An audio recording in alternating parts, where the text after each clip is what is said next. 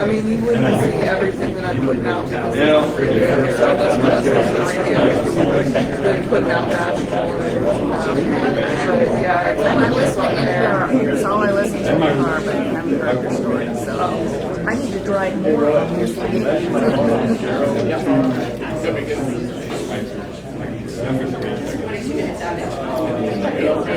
Hi, I'm Brianna, by the way. So just got the right. Thank you. I was wondering what oh, your name, you just, the guys you use? We're going to get started. That's great. Everybody tall guys here.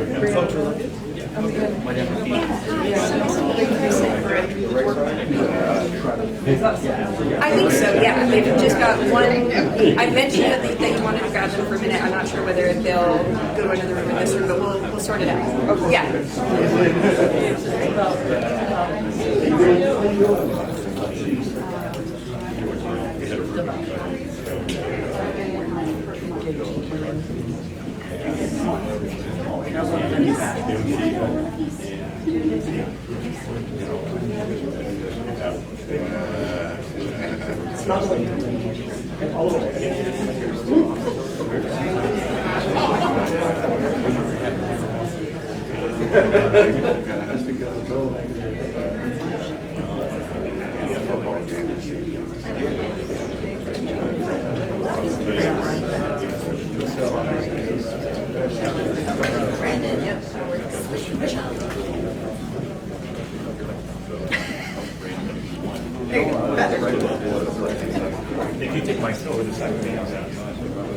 Right. Good afternoon, everyone. Hi, I'm Communications Director Brianna with Governor Ferguson's office.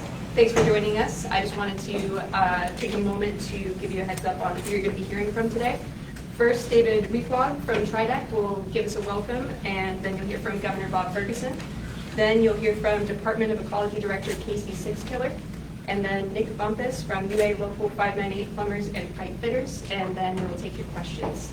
With that, David Reeflog. There we go. All right, thank you. Well, good afternoon and welcome. Again, my name is David Reeflog. I'm here in two different capacities. First, I serve as Vice President for Federal Programs with the Tri-City Development Council, or TRIDEC. And TRIDEC has been advocating on behalf of the Tri-City community for the funding and policies needed to support Hanford's missions since 1963. I also serve as Executive Director for Hanford Communities, which represents the local governments in the Tri-City area on Hanford cleanup issues. Hanford cleanup is critically important to the Tri-City community. It is our family members, friends, and neighbors who go to work at Hanford every single day. We are also the community of over 320,000 people who live immediately adjacent and downstream of the Hanford site.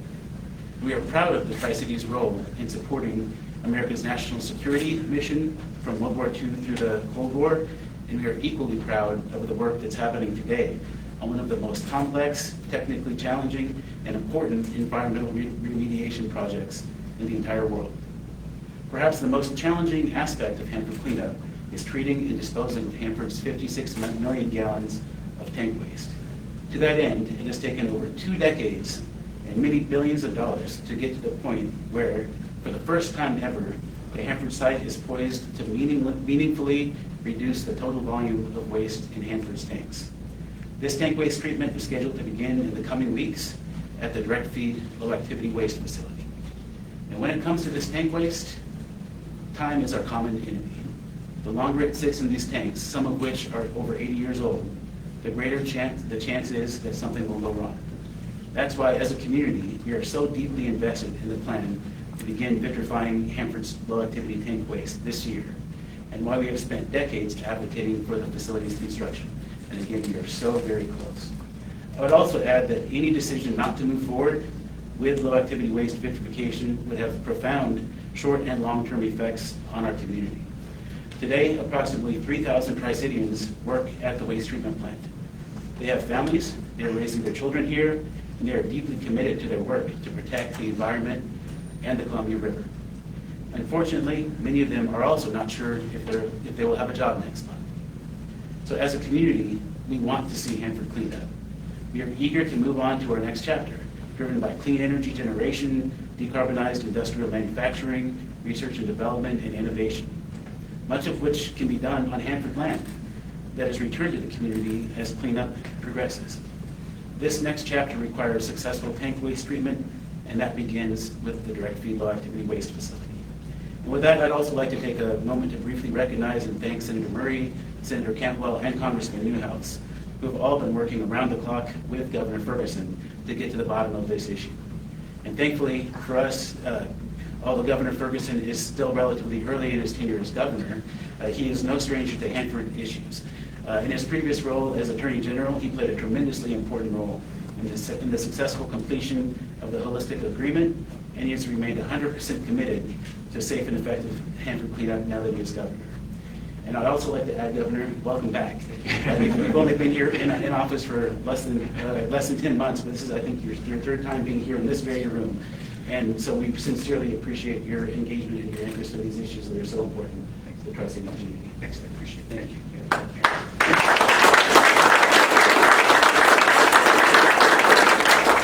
Thanks, Dave, so much, and for your words and your partnership and for helping us host us here today.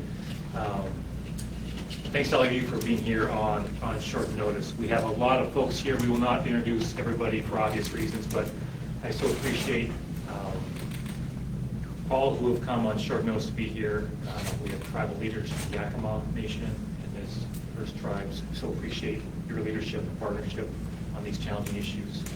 We have statewide elected officials, our state treasurer, we have local elected officials, we have community leaders, and most importantly, I think we can all agree, we have a lot of folks who are doing the work at Hanford that is so critically important. And so I have had the honor over 12 years of having a chance to meet with many workers over the years on a variety of issues. And just on behalf of everybody here in the people of the state of Washington, we deeply appreciate your work and your service under really challenging circumstances and the important work that you do, we really value. So we're all here today to send as clear a message as possible to the current administration back in Washington, D.C. We're going to hold the administration accountable to their promise to move forward on treating the waste at Hanford. We have done our part in Washington State to support the National Defense Mission. It is now the federal government's obligation to live up to its responsibilities and move forward in the coming weeks. There have been public statements that they intend to stay the course as recently as yesterday, but in private conversations, including a conversation with U.S. Senator Patty Murray, they've made it clear they intend to pull the plug. So if the Department of Energy moves away from starting up the waste treatment plant, it would be a stunning waste of resources and a violation of multiple legal agreements, and in some ways, most importantly, a slap in the face to the workers who have spent decades at that location, working extremely hard under challenging circumstances. So what I'm going to do is just briefly start by talking about the events of this week, which I think laid the groundwork for this conversation. So on Monday, the Trump administration fired Roger Terrell, the acting head of environmental management, overseeing Hanford. On Tuesday, the administration denied reports that they were going to pull the plug on moving forward. On Wednesday, Senator Murray, as you know, had a conversation with the Secretary of Energy, in which the Secretary of Energy made it clear that for vague safety reasons, they would not be moving forward. And then yesterday, a new announcement saying that there would not be changes. In anticipation of the questions around their statement yesterday, I guess what I just will say is I think it's clear what their intentions are. And we intend to move forward with this project. I want to be very clear what that means. So if in fact they choose not to move forward, and it's just literally weeks away, right, October 15th, I believe, there will be a legal challenge to them, and they will lose, okay? We have a consent decree. It's been in place for a long time. And that obligates them to move forward. This is a carefully constructed, seriously negotiated agreement. It's a federal court order that binds them to moving forward. I want to be very clear about that. We would not be filing a new complaint. No, because guess what? We already have a federal court order saying they must move forward. And so what we would simply do, working with our friends in the Office of the Attorney General, and Andy Pitts is here, who's been someone from my AG days, so we spent a lot of time on Hanford issues with Andy and the team there. We would simply move before Judge Bastian to enforce that agreement we already have in place. And we are very, very confident we would prevail. We obviously hope it doesn't come to that point. But we have to recognize that that is possible given what we've been hearing from Washington, D.C. One more thing I'll add before I turn this over to Casey Sixkiller, the head of our Department of Ecology, is this isn't about whoever happens to be occupying the White House right now. My first introduction to Hanford issues was filing a lawsuit when I was a brand new Attorney General against the Obama administration around worker safety issues at Hanford. That was the first time I ever filed a lawsuit against the presidential administration. It did not matter to me that the man who occupied the White House at that time was a man I deeply respect and admire, and happens to be of my political party. What mattered to me was the many conversations I had with Hanford workers about their safety at the nuclear waste site. And that's why we filed that lawsuit, and that is why we won, by the way. When Joe Biden was president, we had a press conference right here in the Tri-Cities around defending a state law that Jerry Plett and others worked very hard to put into place in the state legislature. We had a press conference taking on the Biden administration around that. So look, it's not about who occupies the White House. What it is about the federal government, each and every time we've had to go to court, upholding its obligations and its responsibilities and its promises to the people of this community, to the people of this state, and to the workers who are working very hard there year after year, decade after decade. And so there is zero chance we are backing down on this. I want to be crystal clear to everybody about this. There is zero chance we're going to lose. This is going to go forward. That is going to happen, whatever that takes. And I did deeply appreciate, I know Senator Murray has members of her team here, I believe. I had a chance to talk to Patty Murray, Senator Murray, yesterday about this. Trust me, she is every bit as committed as I am on this issue. I know many other folks are as well, and we're going to make sure we make this happen. With that, I'm going to turn now to Casey Sixkiller. Casey's the head of our Department of Ecology, and deeply appreciate his tremendous work on behalf of the people of the state of Washington on this and many other issues. Casey. Thank you. Well, good afternoon, everyone. Thank you, Governor, very much for the opportunity to be here today on behalf of the Department of Ecology.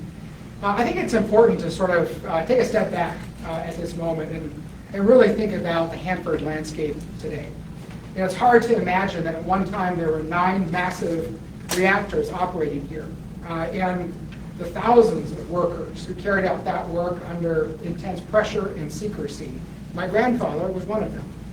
Today you see cocoon reactors and construction equipment, but it's what's below the surface that brings us here today. Beneath our feet sits 56 million gallons of radioactive and chemical waste stored in 177 tanks, enough to fill more than 200,000 tanker trucks. Each of these large underground tanks holds between 500,000 and 1 million gallons of waste, either in a single or double-walled tank. But just to give you a sense, these are 75 feet wide and 4-story tall tanks. Many of these tanks are decades past their design life, and at least 67 have already leaked more than 1 million gallons into the soil and groundwater. We are now just weeks away from one of the most important milestones since Hanford first produced plutonium 80 years ago, hot commissioning of the waste treatment plant. And for the first time, turning that radioactive waste created here at Hanford into glass. This moment has been decades in the making and built on over $30 billion of taxpayer investment. It is a critical component of an extraordinary complex cleanup mission, the largest of its kind in the Western Hemisphere. I had a chance to tour the plant just like last month, and I saw firsthand the progress and the ingenuity and the commitment of thousands of people, past and present, who've built and maintained this remarkable engineering and scientific achievement. I also heard how our teams at the Department of Ecology and the State Department of Health are working in partnership with the Department of Energy, collaboratively to solve problems and move this work forward. Pulling back at this point, delaying or canceling at the vitrification plant would not only waste billions of dollars, but also unnecessarily prolong the risk to public health and the environment. It would keep dangerous waste in tanks that we know are aging and leak prone. And as the governor said, would undermine the legal agreements that hold the federal government accountable to Washington State and the Pacific Northwest. Some in the federal administration have suggested that there are safety concerns or that a different approach should be considered. But there is no evidence of any outstanding safety issues with the waste treatment plant. We are confident the plant is ready for hot commissioning. This work is about more than tanks and melters. It's about protecting a river system that sustains economies, ecosystems, and tribal nations. It's about fulfilling promises to communities who have borne the burden of this legacy for generations. And it's about honoring the ingenuity, sacrifice, and pride of the workers who brought us to this point. It's been nearly 40 years since the N reactor, where my grandfather worked, shut down. Now is the time to finish what we started and to move us into the new phase of the cleanup mission and finally begin treating Hanford's tank waste. Thank you. Nick? Good afternoon, everybody. My name is Nick Bumpus. I am the business manager of Plumbers and Steam Fitters, Local Union 598, and I've had the privilege over the last decade to have been the president of the Central Washington Building Trades. My goal today is to be succinct and blunt. For over 2.5 decades, tens of thousands of the highest skilled men and women have dedicated their talent, their skill, and everything else that they have to protect this nation, to protect their state, to protect the community, and to protect their home.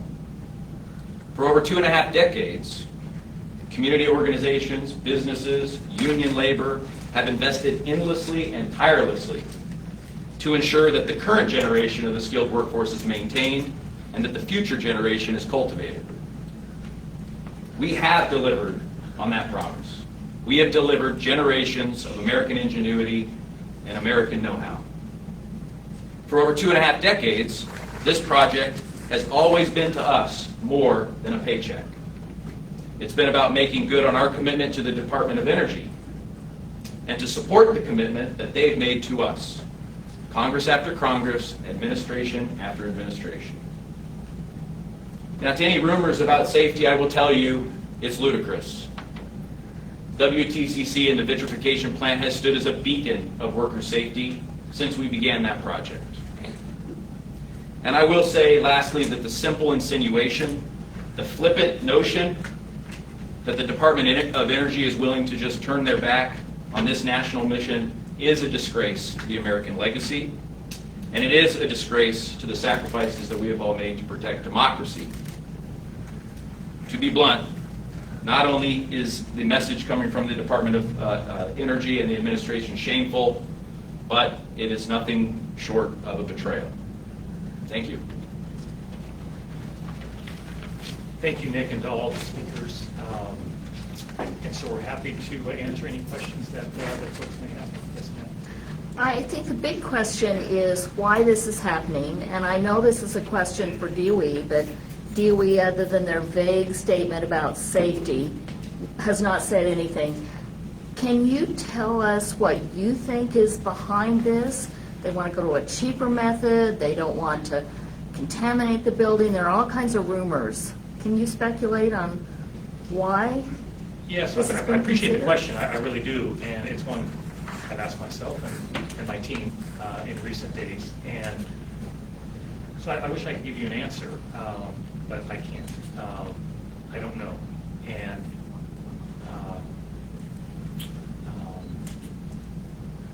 it is difficult to understand why one would even contemplate an action like this at this stage of where we are, truly. So, I mean, candidly, if I knew what their reasoning was, I would respond to that here and now. Right? I'd fly back to Washington, D.C. and have a conversation. Right? That's We can all have healthy debates about any number of issues. So we don't know what the answer is. So that's why, my message, our message today is to be very, very clear of where we stand on this, to be very, very clear about what we are going to do if they do not move forward, and that is to go before Judge Bastian, and to be very, very clear about what the outcome will be of that litigation. They will lose. So, look, there's an easy way and there's a hard way in how we're moving forward. But I'm confident what the outcome is going to be on how this works. Other questions? Have Yes, you, yeah. has anyone from DOE in Washington DC discussed this with you? I've had zero conversation with anyone at DOE. I had heard like sort of rumblings. There were sort of rumors stuff was going on. And obviously the firing on Monday was concerning. But clearly Senator Murray's conversation with the secretary was, before a long fire. And so that's what I think has brought us here today. So, but I have not to answer your question directly in case I don't think you've had any of those. So we've not had, we'll double check with Brown in case at a lower level on the staff side, but definitely not at leadership. There's not been certainly conversation with me or with Casey. With the flood of legal proceedings against the Trump administration, how do you know that this action or this pressure from the state of Washington would gain purchase? Yeah, thanks for that question. So, I have a little experience with the Trump administration on the litigation side. I was AG for his first term, and so I feel like I have a decent handle on what cases might be successful and which might be not. We won 56 cases when I was Attorney General. We lost just 3. So starting with that basis, I feel I have a sense of what cases are successful. Number 2, that is magnified here because, as I mentioned earlier, what's sort of different here is, just to be clear, we don't have to file a brand new complaint if they don't go forward. There's already, because this has been litigated, negotiated, there is a court order in place that they need to move forward. So it's already done that they've agreed to this, that this is going to happen. If they do not, they are in violation of that specific federal court order, right? So we would simply be moving forward to say, Judge Bastian, here's the court order, here's the proof they're in violation of it, and that is why it seems fairly straightforward to me that they would be unable to make a defense against them. Even so, wouldn't that be injurious to the plant to go into legal proceedings or to go back into the courtroom and to pressure the Trump administration, because each day that passes, that plant eddies and people that know how to run it might depart. I mean, I'm just wondering. What the injury is if they don't move forward, the harm that you've heard from every speaker here and every worker who's here. We're not causing any damn injury. They are. I mean, I'm sorry, but give me a break. They are the ones causing the injury. They have a promise. They made a promise. They need to move forward. That's on them. They signed on the dotted line, right? To be clear, they're the ones causing the injury. We go to court to stop the injury, to make sure these workers can do their job that they're proud to do every day. And we move forward to protect our environment, keep our community safe. That's why we're going to court. Do I want to go to court? Of course not, right? But if that's the path they choose to go, that is the outcome that will happen, and they will most certainly lose in court. Thank you for your Yeah, answers. you bet. Yeah. Governor Austin Reed, Apple Valley News Now. Are you shocked that this is happening and it's happening so fast? I guess what I would say is, I don't want to make this about an administration. I want to be clear about that. But I would say, since the question is direct, I would say that I've tried to take the approach of whatever's coming out of DC that it just doesn't surprise me anymore. That said, so that is my mentality, right? Is kind of be prepared for anything these days. That said, I will confess to being surprised by this. In part because it just makes no sense, right? It just makes no sense. It's not good for jobs, it's not good for workers, it's not good for our economy, it's not good for our environment. It violates a federal court order. Just being candid, right? So I can't say I'm shocked, but it is a surprise that at this literally last minute, that this is what the secretary is saying to our United States Senator Patty Murray. So that said, I don't spend a whole lot of time worrying about that because we have a job to do, right? So it's, yes, of course, surprised, but there's not a whole lot of time to dwell on that. It's just get to work with the AG's office, work with our partners, work with the workers, and get to work on solving the problem.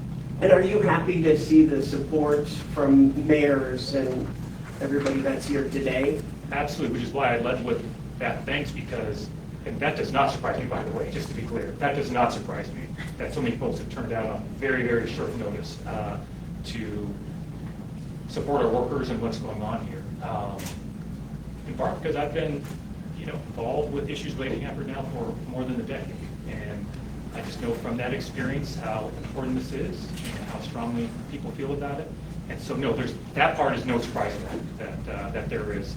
You don't see too often these days where total agreement on something from a community, right? We live in a time where there's divisions, and that's is what it is. But here, I think you're seeing a strong, from elected officials. I'm confident you're seeing folks of both political parties who are here, and workers, business, all together on this thing, the community as a whole, and none of that surprises me at all. Can you Yes. give folks an idea, should October 15th come to pass and they still haven't signed the necessary documentation, they're stalling, what is a timeline for folks should that happen? Yeah, I've got to be a little careful about that just because, we will have to, on the plane right here, I was talking to Andy from the AG's office about that very question. And so, we have certain things we have to do and to see before we move forward on the legal side. It's not something we want to do. We're not doing it today because we want to give them a chance to meet their obligations, right? But it'll become clear at some point if they're not doing that, and once that becomes clear, we'll take the appropriate legal action. But part of this conversation to communicate directly to the administration is to avoid a lawsuit. Lawsuits are time-consuming, they're expensive, they're not the ideal way to solve disagreements, but they'll leave us no choice. But we'll be in touch, obviously, with the public as we go forward. If we see that it's clear they're not going to move forward. Right now, we're getting contradictory statements from the administration, and we're hopeful that they will. It is my hope that they will. Someone back there will listen to reason, to see the strong support in our state, and that they will listen to that and do the right thing. Now, in the event that they do push pause, Yeah. essentially, is this something that could resume upon the next administration? We're not waiting. There's not going to be some next administration on this. I want to be very clear. I want to be very, very clear. Right? This is a now situation. It's a now problem. I'm not big on waiting around in general in life, but I'm sure as heck not waiting around on this one. No, this is a now situation. I'm confident the judge is not going to be waiting around for very long. This is crystal clear. There's a federal court order. They have a deadline. They've agreed to it. I just want to be really clear about this. It's not like filing a complaint and starting a whole new complaint and a whole new legal action. It's not that at all. There's already a deal in place. And if they violate that, I'm confident Judge Bastian will order them to resume and move forward. Thank you. Yeah, you bet. Understanding that the state has there's nothing the state knows of as far as the safety issue at the plant. We toured it recently and everything. Has there been any information that you've received that indicates what they're claiming that safety issue is? The answer is no. The answer is no. Okay. Yeah, it's been vague, and that's putting it charity. How's that? Yeah, it's been vague, and that's putting it charity. Has Ecology approved all the final air quality permits? I'd heard that was one of the last steps. Is that still pending? Thanks for that question. We are in the final stages of working through our permitting process, as is the Department of Health. We've been working every day, 7 days a week, with Department of Energy on site, and we are confident we'll be able to conclude that process for them to begin on October 15th. Thank you. Any other questions? Yes. You touched a bit on the community aspect of all of this. For those thousands of employees right now that are kind of left in limbo and all of their family members, what is your message to them? I mean, my message is number one, how much we appreciate their work. And I would underline that, okay, put that over many, many years and decades. Number two, what I would say is we are very focused on this situation. Number three, we are going to be successful with this. And And number 4, it's basic, right? Sometimes life is complicated, sometimes life is not complicated. This is one of those situations when life is not complicated. There is a deal. They've agreed to a deal. After extensive, trust me on this, okay, extensive conversations and negotiations over a very long period of time. There's something mysterious about this. And look, we teach our children, right? You make a deal, you honor the deal. It's a pretty basic way of life that we have, whether it's a family or a friendship, whatever the heck it is. So yes, we have a deal in place. And it's more than a handshake, it's a federal court order. So what I would say to workers is, I view it simply, right? And I have absolutely every intention, working with everybody behind me here and many others, to make sure the federal government honors their promise.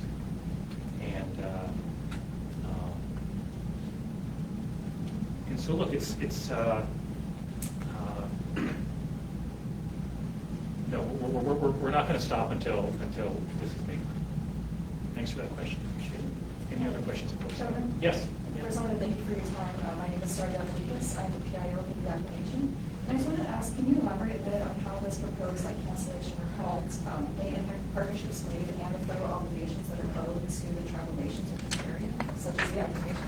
Yeah, I mean, that's part of the reason I mentioned at the outset how much we appreciate the partnership over many years with tribes is their unique understanding of the challenges being faced at Hanford, the impacts to our environment, and making sure that as we hold the federal government to their promises, that we honor the partnership we have with our tribes here in Washington State and across the region to make sure this moves forward. So, look, there are many relationships and partnerships that have made it possible to get to this point in the process where we can move forward.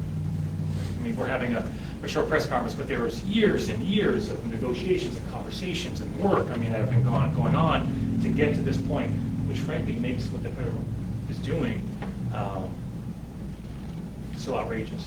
And so that's why we're so deeply appreciative of the tribes as partners in this, and why we look forward to moving forward with this project. Any final questions? I think folks are available for one-on-ones. I think Brianna said some folks may want that, so I think folks here are available, speakers and folks who didn't have the chance to speak. Just to wrap up, we so appreciate all of you coming on short notice. We appreciate it to our hosts for opening up once again this spot for media availability. We appreciate it. And everybody who's joined me here today, we so appreciate your part. Oh, sorry, you have one more question? Yeah. One quick question, just the final one from me. Regarding the rumors, what do you want to tell folks here in the Tri-Cities in the Yakima Valley about those rumors to assure them they are rumors? Well, I can't, I want to be clear, I can't assure them they're rumors. In fact, I think quite the opposite. I think it's clear the administration, look, the Secretary of Energy had a conversation with the United States Senator in Washington State saying they're going to pull the plug on this. That's not a rumor, that's a conversation at the highest level of our government. Highest level. So this is not rumors.